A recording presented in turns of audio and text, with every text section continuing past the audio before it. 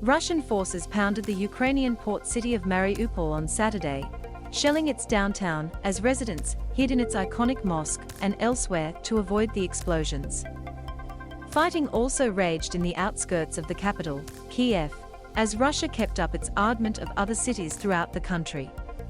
Mariupol has endured some of Ukraine's worst punishments since Russia invaded. Unceasing barrages have thwarted repeated attempts to bring food, water and medicine into the city of 430,000 and to evacuate its trapped civilians.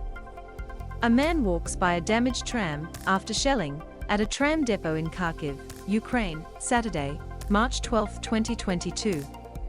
More than 1,500 people have in Mariupol during the siege, according to the mayor's office, and the shelling has even interrupted efforts to bury the en masse graves. The Ukrainian government said Saturday that the Sultan Suleiman Mosque was hit, but an unverified Instagram post by a man claiming to be the Mosque Association's president said the building was spared when it fell about 700 meters away.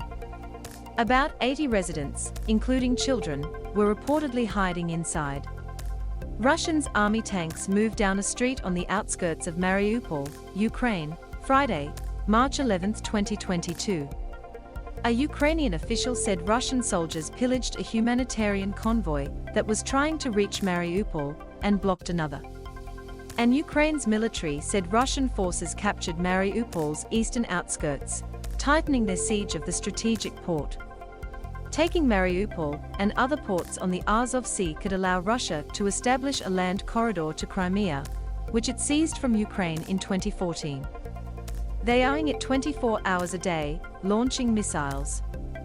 It is hatred. Their children, Ukrainian President Volodymyr Zelensky said during a video address. Russia widens social media crackdown by blocking Instagram. Kyiv northwest suburbs such as Irpin and Bucha have been enduring Russian shellfire and armaments for over a week, prompting residents to leave their home. An Associated Press journalist witnessed tanks firing on a 9-story apartment building in the city and was with a group of hospital workers who came under sniper fire on Friday. A worker shot in the hip survived, but conditions in the hospital were deteriorating. Electricity was reserved for operating tables, and people with nowhere else to go lined the hallways. Seen through a broken window, a fire burns in an apartment building after the shelling of a residential district in Mariupol, Ukraine, Friday, March 11, 2022. Among them was Anastasia Ereshova, who wept and trembled as she held a sleeping child. Shelling had just her other child as well as her brother's child, Ereshova said, her scalp crusted with blood. "We came to my brothers, all of us together.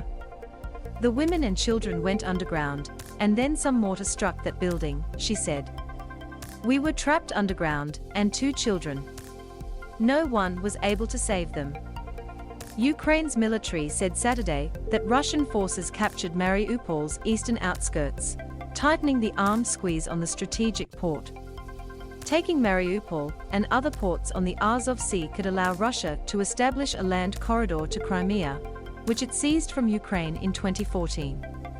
A damaged by shelling building is lit by sunset in Kharkov, Ukraine, Friday, March 11, 2022.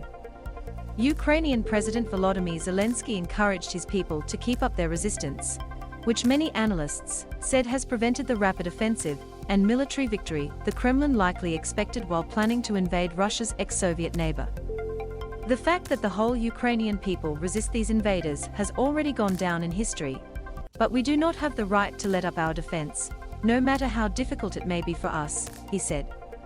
Later Saturday, Zelensky reported that 1,300 Ukrainian soldiers have been fighting since Russia invaded Ukraine on February 24. Zelensky also accused Russia of employing a new stage of terror, with the alleged kidnapping the mayor of Melitopol, a city 192 kilometers west of Mariupol. After residents of the occupied city demonstrated for the mayor's release Saturday, the Ukrainian leader called on Russian forces to heed the calls. "Please here in Moscow," Zelensky said Saturday. Another protest against Russian troops, against attempts to bring the city to its knees.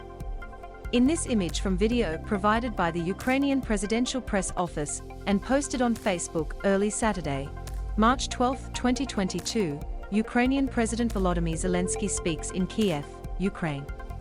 In multiple areas around the capital, artillery barrages sent residents scurrying for shelter, and air raid sirens wailed.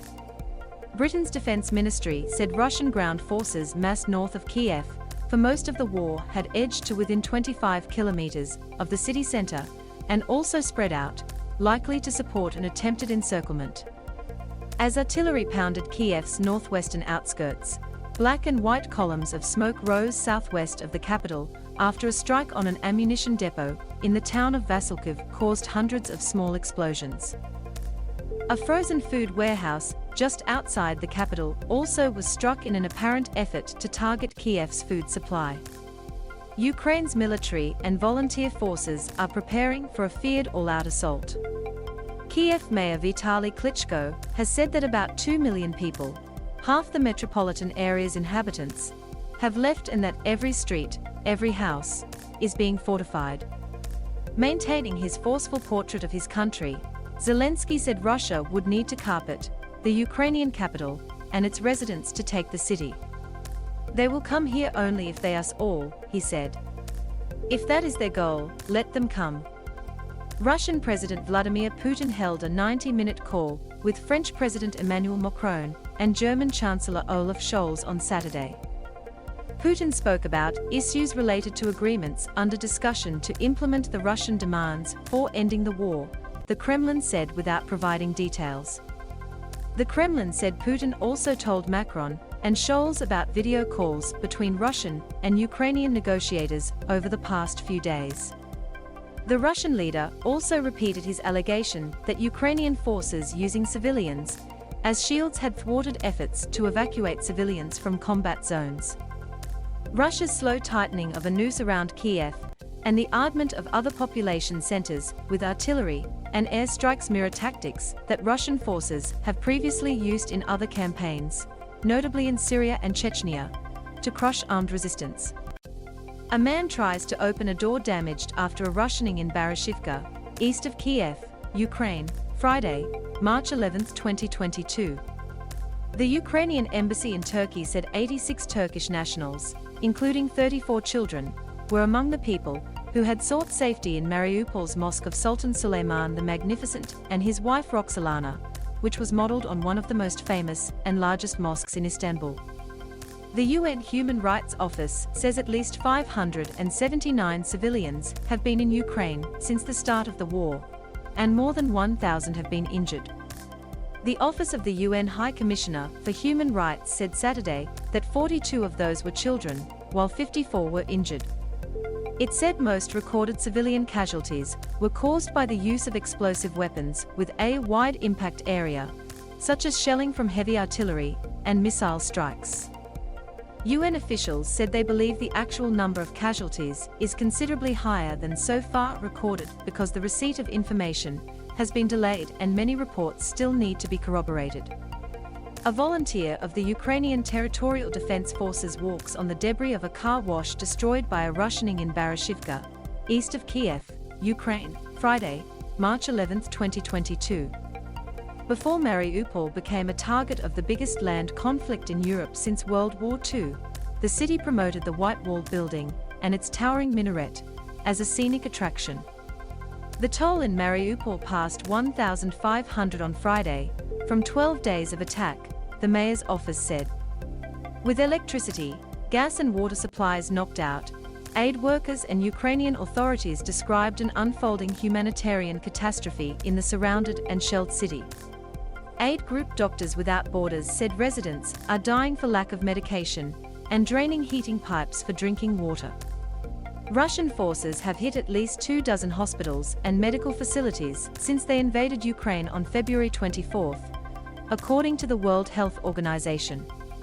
Ukrainian officials reported Saturday that heavy artillery damaged a cancer hospital and several residential buildings in Mykolaiv, a city 489 kilometers west of Mariupol. The hospital's head doctor, Maxim Beznosenko, said several hundred patients were in the facility during the attack, but no one was Kyiv northwest suburbs such as Irpin and Bucha,